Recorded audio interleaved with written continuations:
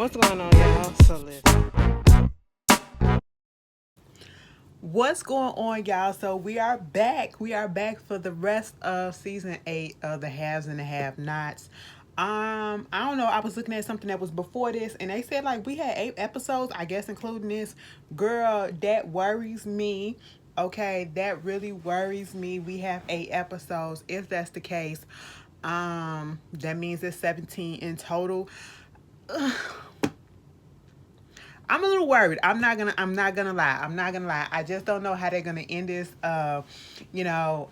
Because if you notice on some of his episodes, on some of the episodes for the Has and Have Nots and most of the shows, like he will stay on a particular storyline for a good 20 minutes, 25 minutes, okay, at the beginning of the episode, and then move on to another plot line in the whole series or whatever, and case in point, this episode, girl, this shirt is big on me. I did not realize how big this shirt is.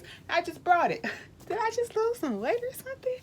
Oh, that, it's the small things. It is the small thing. Like, this is a brand new shirt. Look at this shit. Like, bitch, it's anyway, first of all, yeah, happy Pride Month. Okay, happy Pride Month, everybody. But yeah, case in point, this whole Justin and Dave Jeffrey situation, it went on way too long. I'm gonna be quite honest. We got a little bit too much of them. Okay, this whole episode, I was like, for the first 30 minutes, it was about Justin, Jeffrey, and Madison. Girl, at this point, it is what it is. All right. So this episode is called A Game of Chess. It picks up where it left off the last time we saw it, when Justin came into the restaurant, when Jeffrey and Madison was sitting there having a little good time, get together, whatever. And Justin went a little crazy. Okay, we already know that Justin wasn't really wrapped too tight. He's doing all this stalking stuff or whatever, and I have never, like, this is one of those characters that if they were to die or something was to happen to them, baby, I would not shed a tear. I wouldn't care. I'd be like, there you go, you got to get the fuck up out of here. So he throwing a little tantrum because Jeffrey don't want him, bringing out a gun, basically threatening to hurt himself. And next thing you know, blame on. I said, what in the Fantastic Four is going on? Okay. So he just lit himself up on fire, and I said, what that's supposed to do? At the end of the day, you still not going to get Jeffrey, and you still don't have your life now. Okay. Because first of all, Jeffrey tried to hold on to him or whatever. Did y'all see that? I knew I wasn't the only one that saw that. I said, Jeffrey, let that nigga go. Let him go for you burn up too. Okay, we ain't got time for that. Your skin too precious. I'm just saying. I was like, Jeffrey, let him go. Even Madison was like, move back, move back. And then that man was on the floor. Whoever was playing him, getting burnt up, baby, the special effects or the stunt guy, they was on the floor breathing. The way that they was breathing, it was like they was really dying, okay? Because they really weren't breathing. They was just going like, the chest and the body was moving up. It wasn't moving like a regular person. It was moving like it was struggling. I was like, oh shit, come on now. That was cute. I said, you better do that shit for real. And it looked for real, like the nigga got burnt toasted. Okay. I said, that's what you get. That is what you get. You playing with fires. Didn't your parents always tell you not to play with fire? Okay. You don't play with matches and you don't play with a lighter. Okay. What do you expect? All right. Justin was one of those kids that put alcohol on the table and lit the alcohol and see it burnt off, or put alcohol on the tip of your finger and burnt off. Don't ask me how I know about it, because I've done it before. Just know that it is. Anyway, so at this point, Jeffrey was irritating me. Madison said, let me help him. Let me help him. I'm sitting here like, let that man go. Okay, I understand. I was like, I don't know if you should be touching him because he burnt up and everything or whatever. He was on his stomach. They turned him on his back. I said, should y'all really be touching him and moving him? Y'all could be, dislocating some shit or whatever. I don't know, causing some more harm. But what I said, wait till the EMT come up in there. And Justin was like, Madison was like, give me some gloves because he was hot. I said, what? Kind of makes sense, but okay, what? They gave him some dishwasher gloves. He put them gloves on. He was trying to, give him CPR and all that shit until the EMT came up in there and basically pronounced him dead. Okay, he was dead, and as we knew. But Jeffrey was pissing me off because he was. Granted, I'm pretty sure he's traumatized, and probably anybody would be. If you have a heart, you would be a little bit traumatized if you see somebody take their life in front of you, okay, or get killed in front of you, murdered, or whatever. Something happened in front of you like that. It's traumatic. But this man is it's almost as if he's trying to make excuses for why Justin did what he did. Oh, he was going through stuff. Oh, it's because of what my mom did, and why is it such a big deal for people to love who they love, and why do people hate gay people so much and all this stuff. And I'm sitting here like, that ain't got shit to do with it, okay? Justin did this shit because of Justin, all right? And I feel as though Jeffrey was doing all this stuff trying to make excuses or whatever. It's because, and he was in his feelings mostly because of the fact that Justin was gone, which means that he can no longer play this cat and mouse game that he liked with Justin. Because that's what I've come to the conclusion to this whole thing. I've come to the conclusion that, the reason why, if Jeffrey really wanted Justin out of his life, he could have had Justin out of his life. The reason why Justin kept coming back is because Jeffrey kept indulging him. Okay? If you really wanted him out of his life, why are you answering this call? Why do you go see him? Why do you talk to him? Why do you, put up with the stuff? You go a couple of days or a few minutes without talking to him, but then you give in and you go check on him and all this stuff. You enjoyed and you got off on that. So that's what it was with Jeffrey. Can't tell me no different.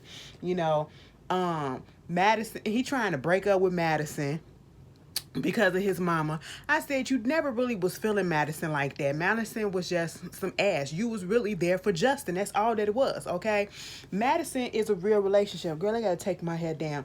Let me tell you something. This white lady came up in there and was like, oh my God, you have such beautiful hair. Like, this Stella is so beautiful. And I'm like this. Thank you. And the whole time, like, it made me self-conscious as fuck because I ain't understand.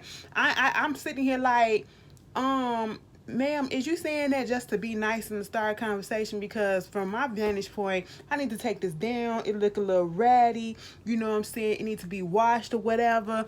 Maybe you just don't know about black hair, boo, or you was just trying to be nice. I took the compliment, but it did make me feel a little self-conscious because, I've gotten that before. I was like, well, damn, bitch, can somebody compliment me when my hair is together? Random, all right? But anyway, back to Jeffrey and Madison. I don't even know how we got on that. They talking about this whole thing, and he want to break up with Madison because of his mom. And, Madison is basically like, don't even fuck with that bitch. I don't care, okay? It is what it is with her. She gonna be what she gonna be, and she gonna do what she gonna do. That you shouldn't let her stop you from loving me and all this stuff. I'm trying to get to know you and blah, blah, blah, blue, blue, blue, blue, blue, blue. He was like, let me go wash up. And I was just sitting here looking at them like, Jeffrey, just say you don't want the boy, okay? Because I feel like Jeffrey just got Madison around to have him around, all right? I don't feel like Jeffrey has real feelings for Madison. I think that Madison is just like a boy toy to him, a little fuck buddy to him, friends with benefit type of situation. But Madison wants more. Madison basically gave up all his hoes for Jeffrey. Goddamn, Jeffrey, what you got?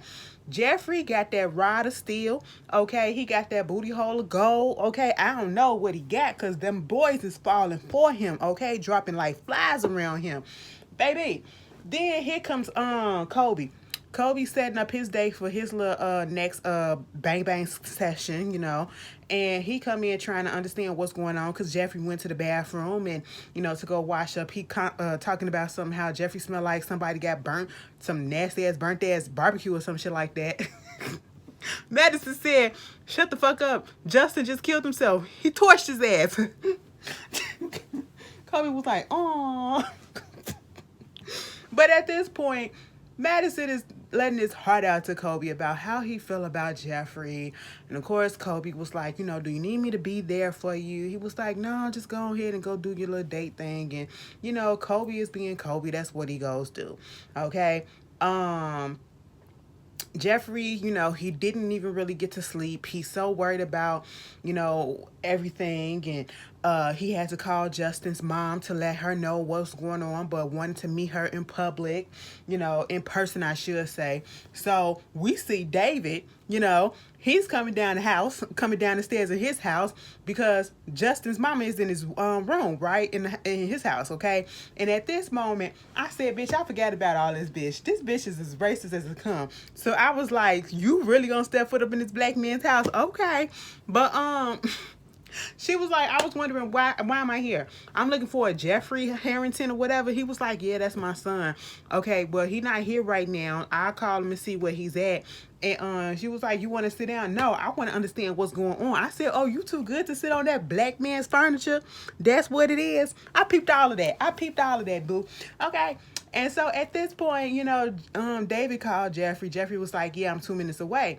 And so at this point, you know, David was like, I think she was like, so who is Jeffrey to you? And it was like, Jeffrey is my son. Okay, that's when we found out that's when she found out the relation, and she realized the name, and she was like, Justin is my son. And it was like, oh, your son. She was like, oh yeah, let me talk to this man so I can talk. I came over here so I could talk to him dead in his face to confront him about what he did to my boy. And David like, what did he do to your boy? Up here, you know, trying to do unnatural things to him and turn him into this unnatural person. You know what I'm saying? I'm sitting here like, wait a minute, what? It was like your boy up here stalking my boy and making him do this and making him do that. And then David said, oh no, my son didn't turn your son out, baby girl. That's not what happened, okay? Your son was out here sexually assaulting my son while he was in handcuffs, okay? He the one that started pursuing him. He the one that did all this shit. He the one that was stalking. Oh, my son would never, okay? This is your son's fault. And I'm gonna tell him. Jeffrey and Madison come in, and she was like, bitch, I don't care what you think this is, all right? I don't care if the law said that 2 men can get married. You would not get my permission, and you would not give my blessings in it. Jeffrey was like, miss, that ain't even what this about. I said, hello to you too, bitch.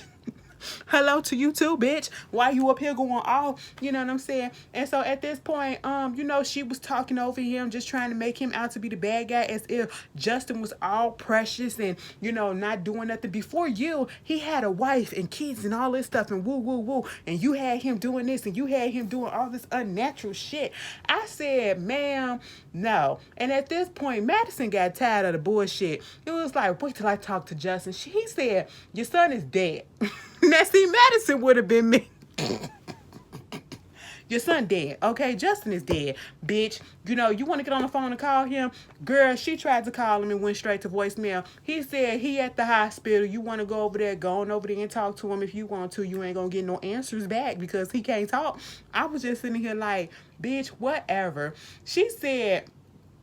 At one point, she was like, you people and all this stuff. She said, let me get up out of here because I don't want to be a victim of a drive-by. I don't want to be a drive-by. I said, what? I don't know why it took me down. It was just the clear way she said that shit. I said, you said that like you meant that in real life. Baby, I would have been cracking up on set. Next thing you know, Jeffrey talking to David about what happened and how he feels about it and how mama might be involved and how he feel a little bit at fault because of what's going on and how, you know, what Justin was going through. And, you know, he started talking to Madison and want Madison to be there for him. And if y'all go up there and do what y'all do, just make sure you lock the door. Madison said it ain't that type of party right now, okay? We not about to do that, so you ain't got to worry about it. I said, damn, David, it was a one-time thing. You lock your doors all the time, okay? Because, you know, other shit could have happened. Let that go. Meanwhile, over there at the Harrington, not on the Crier estate, we got Hannah coming out the house, and then Mitch was coming up, okay? And, you know, she talking to him. He like, yo, what's up? She was like, what's good? He said, has my family been over here? She was like, what your family got up in here? Okay, why you asking me all this stuff or whatever? You know, let my family get up in some trouble and get something happen to my son and my daughter, okay, Mitch? Like, I'm telling you right here, right now. Let me tell you something. Hannah is in Mama Bear activation gangster mode, okay, Christian gangster mode at this point. Because as I've noticed, Hannah is doing a little bit more cussing, and Hannah really want to, you know, a pushover like that. But right about now, Hannah has really found her voice, and she is not taking it anymore. She said, bitch, The days of me being a fucking maid and just letting y'all say the shit that you say is just it's just fucked up, okay? And I'm not finna have it no more. Anyway, I'm finna speak my piece, okay? And so, at this point, he go up there to she leaves. He go up there to see Jim, and basically trying to confront Jim because remember, Jim did go over there to see his family, and they found out about the money differences that was asked and everything. And at this point, he trying to see that you talk to him, and he was like, "Listen, that you what? Why you need to know all this? Okay?" He was like, "What's up with Wyatt? Oh, he good." And then he was like, "For now," it was like, "And one thing I know about your family is they don't like to be lied with." And it was like, "My family don't like to be confronted," and he said, "But your family don't like to be lied to and played." Okay, So at this point, I don't understand why Mitch came up there to Jim because you're showing him your hand. You're showing him your hand that you're worried, and you up here trying to threaten this man, and threats don't work with him. Just like threats don't really work with you, threats don't work with him, okay? And you're just putting too much of your cards out there. Jim gets on the phone calling David, to tell him exactly that. Yeah, he's shaking in his boots right about now because he don't know what's gonna happen. But they need to know what's gonna happen with Candace and them trying to get this money back. It was like this bitch and the bitch mother, the bitch of a mother. I said, you know what? Jim Crow, you gotta stop. Now let me tell you something. Tyler Perry, I don't understand this. Like, did you know this man background in real life? Okay, because it just sounds very racist every time he come out his mouth, and especially the way that I know his viewpoints are. Okay, in real life, this real person that played this character, I feel like he be wanting to say this shit for real, for real. I don't know. I could be projecting. I could be reaching, but goddamn, it just feels extra racist. I'm just saying. You know what I'm saying? It is what it is, okay? And so basically David had to tell him, chill, we gonna get it, but we gotta do it right. Trying to get the money, but we gotta do it right, okay? Meanwhile, ooh, Charles was over there at his house, and then Elvin from the Cosby Show, I forgot what his name was, he's still there. Okay, he asking him about all these cabinet members and all this stuff. And then at this point, Charles is like, listen, I'm tired. Can we do this another time? And he was like, okay, cool. And Landon came down there and was like, I don't trust dude at this point. He's always asking you about these cabinet people and who to put up in front and who to put here and who to put there. And at this point, it's like, why? It's like he's trying to control. In the way that Landon brought it up, I was like, you know what? It do seems fishy because you're suggesting it's mainly him that's in his ear. And it's always so that it do seem as though he can have some type of control over Charles, or he can have something to drop over Charles. And he keeps pushing this, like Landon said, he wants you to get back with Candace. He keeps on boasting her up or whatever. And it's almost as if something happens, he can be like, yeah, and use that against him. You know what I'm saying? That's what I feel. That's what I feel. Charles was like, well, when you got some proof of this, bring it to me. But other than that, go and do what you got to do. He was like, of course, I'm going to do what I got to do. Meanwhile, we got Wyatt ass up in the goddamn hospital up here trying to bribe the nurse by using his sexual charms, okay, to, make her feel pretty, to get her first of all, to get him out the bed and let him go into the bathroom and piss. And she said, no, you can piss up in the cup right here, trying to hold on to her hand and stuff. When was the last time you had a man touch you like this? She said, bitch, when was the last time you had a motherfucker hit you in your nuts? Okay, now you better stop. And he was like, give me some pills. She said, no, you ain't finna get nothing, and called her a bitch because he said no. I said, I don't like him. Why this crackhead gotta go? Okay. Overdose that nigga. Now let me stop. That's not right. That's not right. He didn't overdose like 15 times and he's still here because, hey, it just ain't gonna happen. But baby, what happened? Hannah gets on the phone with Catherine. She gets a collect call from the jail. Catherine was basically, seeing how everything was going. She was like, you talk to Marty, tell Marty to get his ass down here, talk to him about my bail and all this stuff. Don't worry about trying to figure out everything at this particular moment because, listen, it's going to be a little difficult. Listen, hell, I had difficulties trying to figure out them accounts and all this stuff, but, you'll get the hang of it. She was like, listen, if Jim asked something about, why it's lawful, whatever, I was supposed to put it on the market and all this stuff, don't tell him nothing about that shit. Don't let him go over there because I let somebody stay up in there and dude is very special to me. She was like, a guy? Now, Catherine. And when she said he very special to me, I said, bitch, where the fuck is Broderick at? Okay, she said, and tell him to come down here. If he need anything, I can get him whatever he want. And I said, no, baby. He's only special to you, and you're not special to him, okay?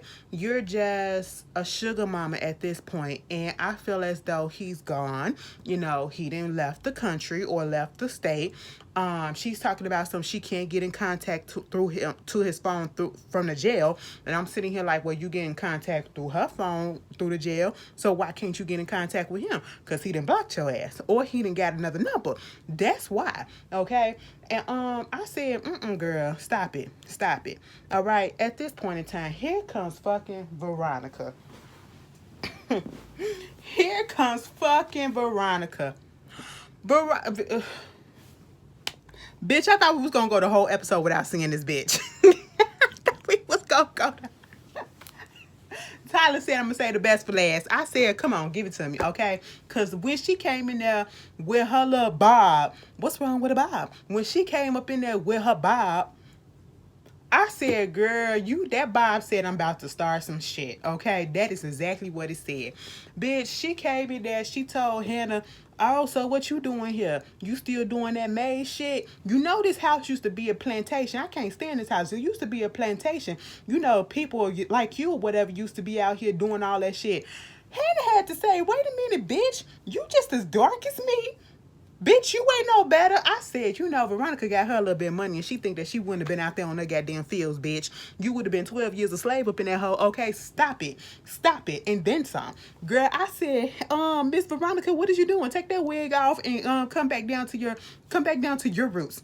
And then, speaking of roots, she said, look at you wearing your hair all natural, whatever, got some kinky straight up in there. I said, Veronica, why? Why? She said, don't you got some maid shit to do? Some maid shit to do and all this stuff. Go up in there and do some maiding. I said, oh my goodness. She go upstairs. She wanted to see Jim. Now, Hannah had already told her Jim is not there and you're going to have to call him and see where he's at and all this shit. She go walking up the steps. Hannah's like, bitch, bring your ass down here. Bring your ass down here. Ooh, I'm scared. Ain't that what y'all say? Ain't that how y'all country asses say? I'm scared. She was like, what you gonna do? She said, bitch, Veronica. She said, Hannah, Veronica, that's my name and I wear it well, don't I? She halfway up the steps. She said, bitch, you ain't gonna do shit. Okay, I'm not scared of you. Whatever. Because Hannah was like, I drag your ass down these steps. I said, oh, Hannah, don't talk about it. Be about it, bitch. Veronica said, fuck that hoe. I said, we got two strong-willed women coming at each other. And I hate the fact that it's two black women finna fight each other. But I'm finna sit here and watch because I knew it was coming.